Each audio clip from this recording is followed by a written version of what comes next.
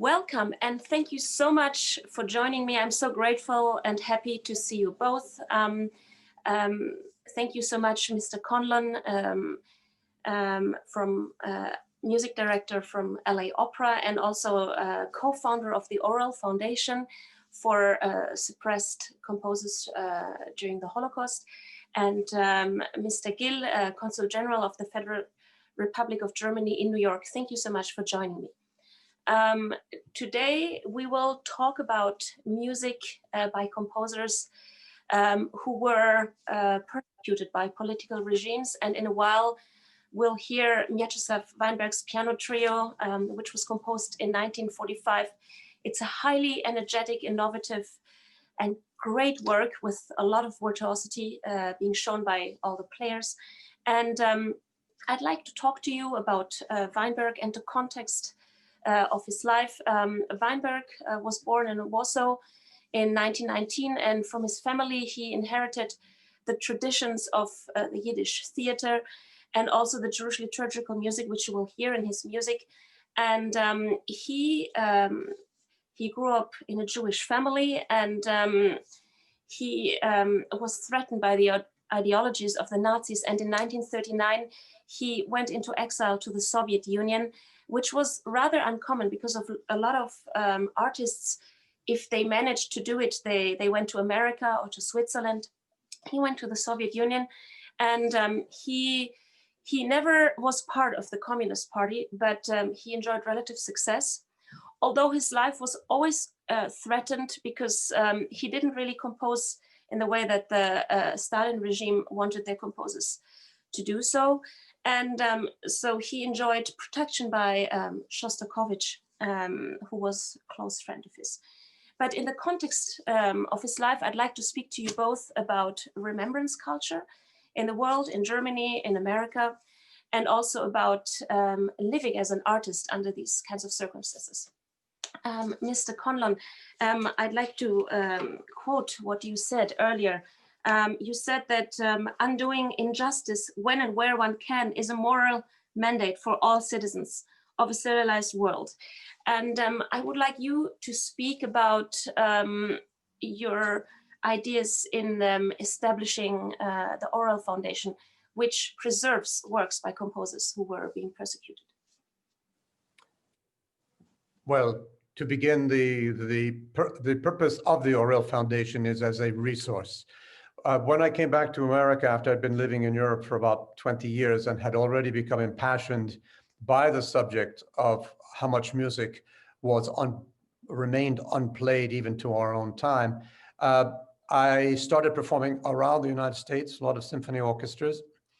And invariably people ask me, how can I learn more about these composers? And I said I was very sorry because I really couldn't direct them to any books. There was very little literature, very little written on the entire period and the composers, except for in German. And so there was nothing for English-speaking people to consult. And so I decided to form this it's not a foundation. I mean, in the sense of the common sense of Stiftung. I mean, we don't make grants or anything. We actually we are simply there to inform and to be a source for anybody who's interested, be they musicians, historians, just curious people, or people who have an interest or an attachment to the studies of the Holocaust. So it's directed toward that. And so yes, to the answer to the question, to affirm what I said, I do think it is an obligation of every citizen everywhere to undo any injustice that you can. We can't undo many injustices, but if we have even a small opportunity to do so, I feel it as an obligation.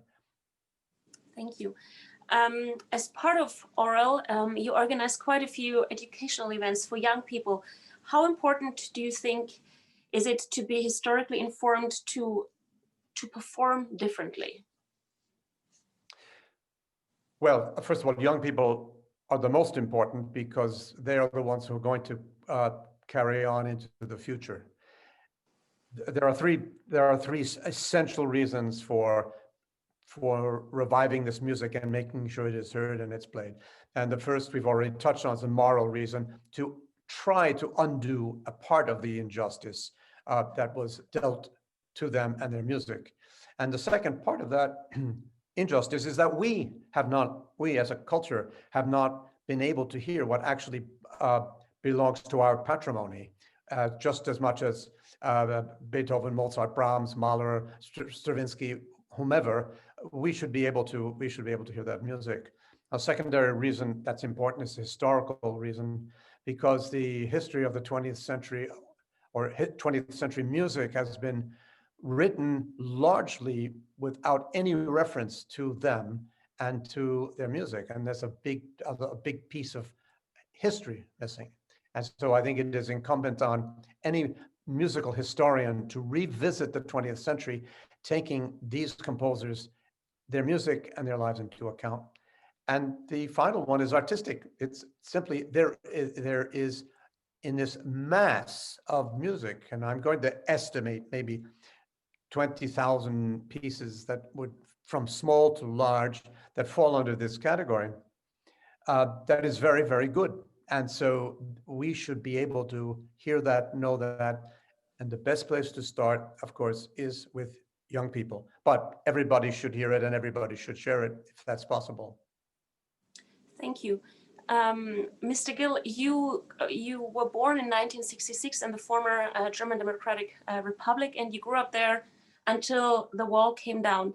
How did you experience this climate of restrictions, prohibitions, and conformism that was probably similar to the one that Weinberg experienced? And how do you think, was it possible for artists to create while not being a member of a party, of the party there? And do you think intellectual isolation was possible? Well, interesting questions. And before I answer them, I just want to say how impressed I am by what Mr. Conlon just told us about the work of Orel. It's so important to undo injustice in all the fields, and particularly in music and in the arts. And so thank you for the work you do. It's really very much appreciated.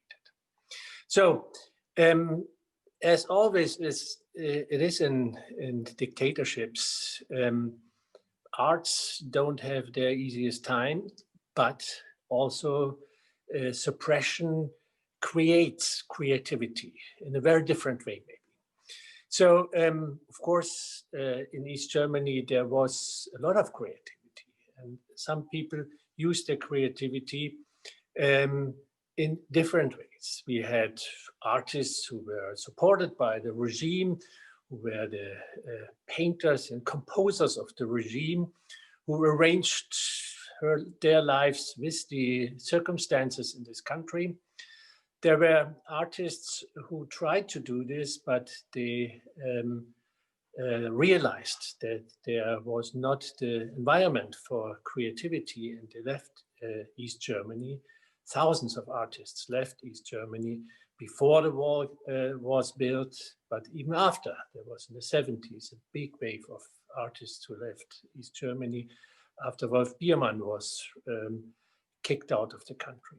And then there were many artists who were in an inner opposition against this regime, and they looked for niches. They looked for shelter, where they could live their creativity, even though they were not supported by the government or by the public, even though it meant suppression. And we had illegal groups of artists who exchanged their views and their arts. Very important in this situation were the churches in East Germany, particularly the Protestant church, the only institution in the whole country which was not ruled by the communist regime, and therefore with all the suppression could provide artists and people who were in opposition to the government shelter, a certain room of security. And so it was not easy for artists to survive this dictatorship, as it was usually not easy in dictatorships, because artists are often critical of the society, of the situation, of the political situation in the country, even in democracies. As I've said before, Weinberg did enjoy a relative success in the Soviet Union, but he was not known at all outside of it. And so he experienced this wave of success, which was always threatened, of course. But then when the Soviet Union collapsed, he became a nobody. What do you think, maybe you can speak from experience, what were the challenges to celebrities in a state-controlled system who then had to fight for their existence in the open market economy? Indeed, that was what most of the artists faced, how to survive in an open society where you are not supported by the government or the public as much as you might have been before. For artists who were known in East Germany as being proteges of the regime, it was particularly hard for several reasons. People now had a greater selection, and they could look further and discover new artists, and were not limited to the artists in their own country. Some of these artists had to deal with the challenge that there were questions about their close relationship to the regime. And of course, this was an intense discussion, particularly in East Germany after the wall came down. How much do you sold your soul in a way as an artist when you were too close to the regime? But even those artists who resisted the regime and who looked for niches, who tried to survive this injustice and this time of restrictions, even those had difficulties to restart in a new society and to find their way and to fight for their own surviving. Thank you. I would like to quote Weinberg again on the motive of war. He said that many of my works are related to the theme of war. This, alas, was not my own choice. It was dictated by my fate, by the tragic fate of my relatives. I regard it as my moral duty to write about the war, about the horrors that befell mankind in our century. I would like to ask you, Mr. Conlon, first, and then maybe Mr. Gill, you go after that. Considering the increasing violence and racism we have in America today, do you think that artists or anyone who's creating something needs to comment on what's going on in society, or can we exist in a vacuum? Can we just produce art for art's sake? Well, that's an excellent question and a very difficult one to answer. And I think one has to differentiate between the artist and the individual human being. Every individual human being must take or not take responsibility for their views on society and what they want to do about it.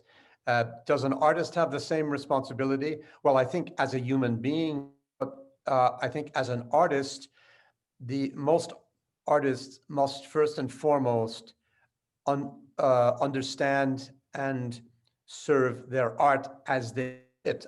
I would hope that many of them will see fit to relate and to comment and to react chemically, as it were, with with the world and social and certainly on social issues. I mean, I happen to feel the social issues very strongly, and that has not to do with the fact that I'm artist. It has to do with the upbringing I had from my parents and my family, who had grown up, you know, in the 30s and 40s, and then lived through, were very active for social issues. That's why I, as an individual, I think feel this very strongly. Now, when it comes to creative art, the creative art has to create anywhere that their muse will send them, and it's not for us to dictate to them what they should or should not do. As a performing artist, after all, I am not a creative artist. I don't write music. I perform other people's music. My first obligation is toward that composition and toward those composers. And again, there, my own particular political or social beliefs should not, I think, play too much of a role. I think I have to serve that.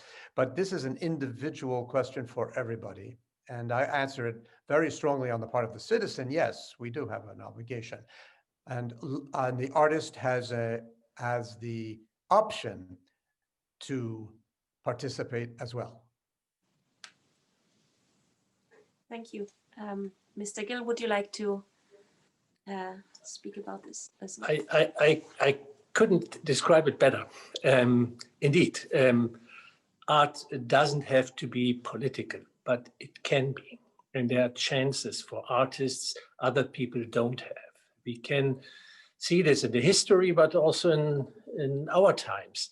The expression of music or of writing is much broader than in our everyday life. And so artists have a chance to mirror a society, to push people to think about injustice, about what is on stake in our society.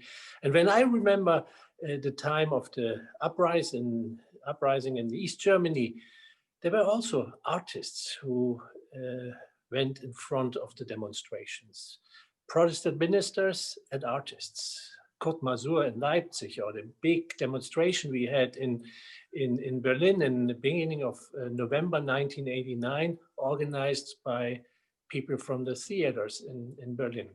That was important, and they had means. Not everybody have to express yourself and to tell the people what's on stake. Thank you. I would like to start speaking about now, about remembrance culture in 2020. I first would like to go back to the past a little bit. Mr. Conlon, you were music director of the city of Cologne, as well as led the Goethe Orchestra and the Opera of Cologne between 1989 and 2003. Those were incredibly critical times for a country that had to mend its wounds from being separated for so many years, and while at the same time remembering the Holocaust and working on memory. What were your experiences during this time in Germany? Did you have your ideas formed over there to then become so engaged in the Orel Foundation, which is a shining example of remembrance culture in the United States these days, in the world as well? My interest and eventually my love for a lot of the music of this period of composers who were suppressed by the Nazi regime grew up very organically and naturally. Now, it did start in Cologne, and by a very simple accident of turning on my car radio on the way home very late one night after a performance, and I heard a piece of music that I could not identify, and I was immediately mesmerized by it. And it turned out to be Die Seejungfrau of Alexander Zemlinsky. And all I could say is I had heard Alexander Zemlinsky's name. I knew not one note of his music. And that was the, the Saulus Paulus moment for me, when I fell off my horse and realized that there's music out there that we don't know, not because of the lack of quality of the music, but because of the overwhelming suppression at that time in history. And by becoming interested, and I started recording Zemlinsky because we had those opportunities with the Gürzenich Orchestra at the time. From beginning to read about Zemlinsky, I began to come into contact with other names from the time, Franz Schreger, for instance. And then that led eventually to the composers in Terezin, that led eventually to Erwin Schulhoff, that led eventually to Walter Braunfels. One by one, and at a certain point, I became convinced that something had to be done, or at least more had to be done to bring this music into the public. And that's how it was born. So it did not start by my having an idea and say, hey, you know, this would be nice to do this. It started really from falling in love with a composer, just the same way, you know, I fell in love with Mozart and Brahms and Wagner and Verdi when I was young. I just fell in love with a composer. And having seen that within myself, that was possible, I wanted to make that possible for other people. And so when I returned to the United States after 2004, I said something must be done. And as I explained, the first step of any education is for knowledge and for information to be available. And that is what led to the Orel website, the Orel Foundation website. And it is about making sure that big pieces of history are not lost, and we all can profit by them and be enriched by those composers, those facts, those books, those pieces of art, whatever it is. Thank you. Mr. Gill, remembrance culture is a very big thing in Germany these days. It has been for quite a few years. It's part of the raison d'etat. Whereas the GDR, they declined any responsibility towards the Nazi crimes because they considered themselves as inherently anti-fascist. How do you see your symbolic mission as the Consul General of Germany in New York? Because I know you have very good relations with the Leo Baeck Institute, for example, the American Jewish Committee. How do you see your position as intermediary between Germany and America? And do you think that we artists can help with that? Indeed, the relationship to the Jewish community and remembrance work is a very important task of the consulate here. You already mentioned the Leo Baeck Institute. That is one part of remembrance, keeping the memories alive. And it is amazing. In New York, we have the biggest archive of the German Jewry. Of course, the history tells you why it is the way. And so Leo Baeck Institute is so important for researchers, but also for students, for kids to learn about the Holocaust, but not only about the Holocaust, about Jewish life in Germany in the past. And that's why we support the Leo Baeck Institute, and we have a very close relationship. In fact, in 1 hour, I will talk to the director of the Leo Baeck Institute. But there's much more. We have the second largest community of Holocaust survivors here in New York, in the world. And I meet Holocaust survivors regularly, and we talk about their childhood, and they are so important as witnesses of this time. And I'm very grateful that many of them are willing to go into schools, colleges, universities to talk about their experience and to make sure that this can never happen. And it is important to bridge this time to our time. And that's why these eyewitnesses who become less and less are so important.